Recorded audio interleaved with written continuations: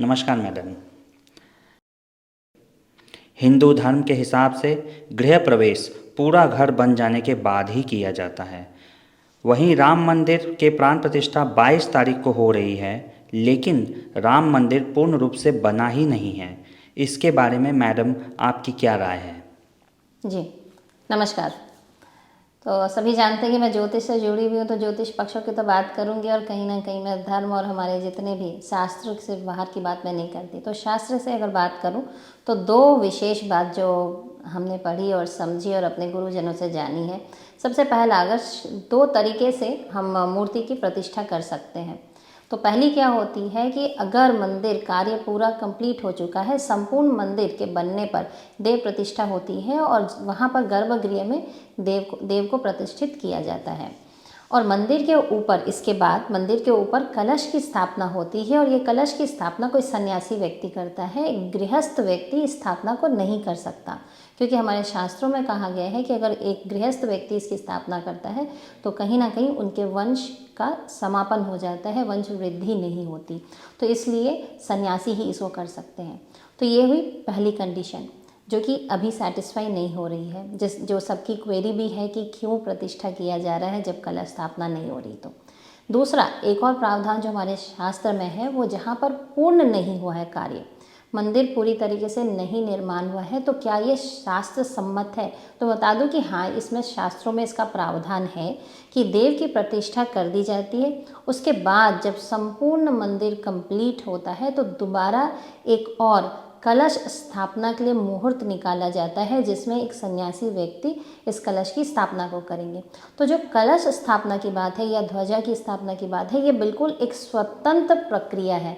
इसको अलग से किया जाता है, उसके अलग के अलग मुहूर्त हो सकते हैं। ये बिल्कुल प्रावधान हमारे शास्त्रों में है।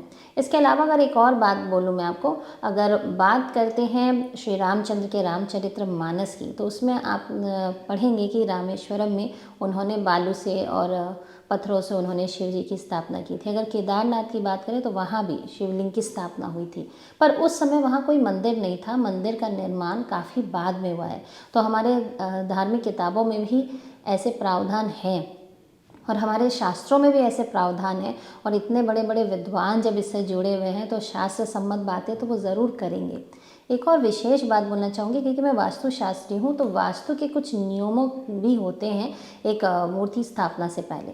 तो अगर बात करते हैं वास्तु के नियमों के, तो 4 ऐसे मुख्य नियम है जिनका पालन होना चाहिए। मैं वो चारों नियम आपको बताती हूँ। तो सबसे पहला है कि छत ढला हुआ होना चाहिए कोई भी मूर्ति स्थापना से पहले। दूसरा, मुख्य द्वार बना हुआ होना चाहिए। तीसरा, स्थापति की पूजा होनी चाहिए। स्थापति कौन हुए? आर्किटेक्ट।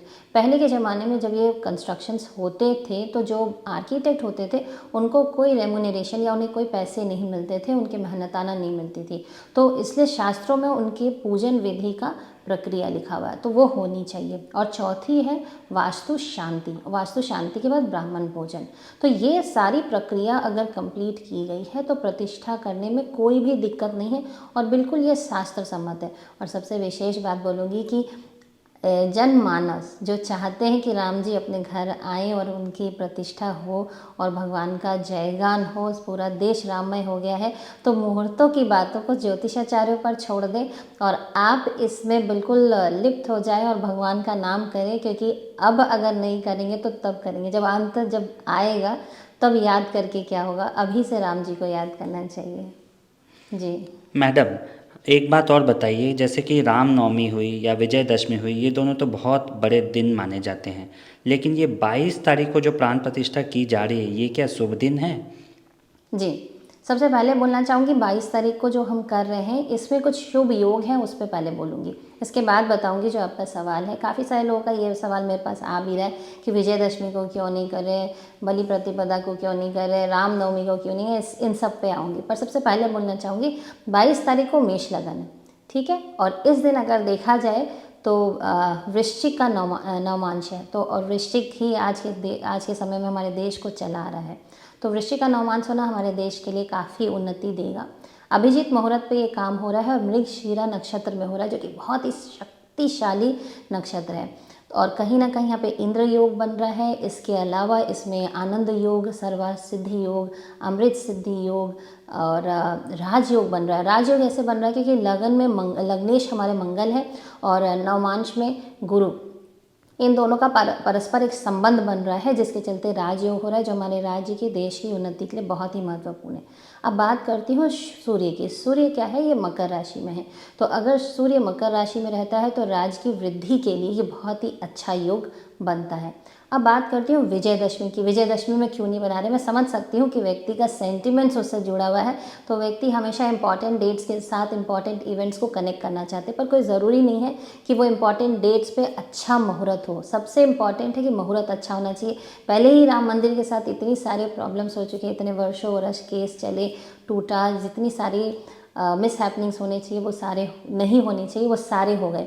तो अब हम नहीं चाहेंगे कि दोबारा ऐसा कुछ हो और इतने लोगों की बलियां चली गई, इसमें इतने वर्ष चले गए, पूरा देश इसके चलते उथल पुथल हो गया, सांप्रदायिक इतने सारे प्रॉब्लम आ गए, तो ये दोबारा नहीं आना चाहिए। इसलिए अगर विजयदशमी की मुहूर्त की बात करें तो उस दिन गुरु वक्री है और शुभ लगन हमें नहीं मिल रहा।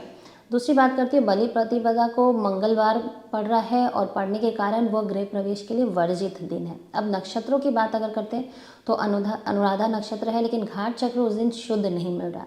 इस दिन अग्निवान है।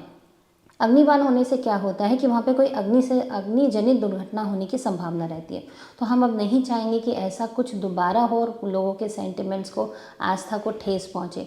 तो दूसरे मुहूर्तों की अगर बात करें तो कहीं ना कहीं कभी पक्ष की शुद्धि नहीं मिल रही है, तो कहीं पर तिथि की शुद्धि नहीं मिल रही है, या कहीं पर वाण की शुद्धि नहीं मिल रही है। गुरु हम चाहते हैं कि बहुत शक्तिशाली हो, और जितने ज्योतिषाचार्य हैं, जितने बड़े बड़े लोगों ने इस मुहूर्त को निकाला है, वो सब बहुत ही ज्ञानी विद्वान लोग हैं। तो सब हमेशा चाहेंगे कि गुरु स्ट्रांग होना चाहिए, लेकिन अगर बात करते हैं कहीं ना कहीं विजयदशमी की, तो उस दिन वो गुरु स्ट्रांग हमें उस हिसाब का नहीं मिला जो हमें ये 22 तारीख का मिल रहा है। तो मुहूर्त के पॉइंट ऑफ व्यू से देखा जाए तो ज़्यादा शक्तिशाली मुहूर्त यही है। अब अगर बात करते हैं रामनवमी की, तो अगर रामनवमी के दिन की बात करें तो उस दिन मेष लगन पाप कर्तरी में है। दूसरा अगर देखा जाए तो उस दिन गुरु की पोजीशन या पक्ष की, जो अगर हम पक्ष देखते हैं या फिर तिथि देखते हैं, ये सब की शुद्धि 22 जनवरी जितनी अच्छी नहीं है। अब बात करती हूँ 22 जनवरी की। अगर 22 जनवरी की जन्म पत्रिका बनाते हैं जिसमें आप ग्रहों के पोजीशंस को देखेंगे तो गुरु लगन में बैठे हैं, तो अगर गुरु लगन में बैठे हैं तो उनकी दृष्टि 5th हाउस में, 7th हाउस में और 9th हाउस, इन तीनों घरों पर पड़ रही है, जो कि सर्वश्रेष्ठ उत्तम मुहूर्त है। अगर बात करते हैं मकर के सूर्य है, तो हम जानते हैं, हमारे ज्योतिषी सारी इस बात को जानते हैं, अगर मकर के सूर्य हो तो बहुत सारे मिस हैपनिंग्स को वो कंट्रोल करते हैं और कहीं ना कहीं वो बहुत ही दोषों को दूर करते हैं। तो ये जो समय और ये जो दिन निकाला गया ये बहुत अच्छा है। मैं तो ये बोलूँगी कि आप सब मुहूर्त की चिंता ना करें और बिल्कुल जय गान करें, राम जी का गाना गाएं, राम जी के मंत्र भजन सब करें और बिल्कुल निश्चिंत होकर ये समझ लें कि बिल्कुल शास्त्र सम्मत तरीके से पूरा पूजा हो रहा है और भगवान की प्राण प्रतिष्ठा हो रही है। ये देश की, इवन हमारे राजनीति की और सबकी उन्नति के लिए बहुत ही विशेष समय है और धर्म की उन्नति के लिए भी। तो सबको जय श्री राम, जय Shri Ram. Thank you madam.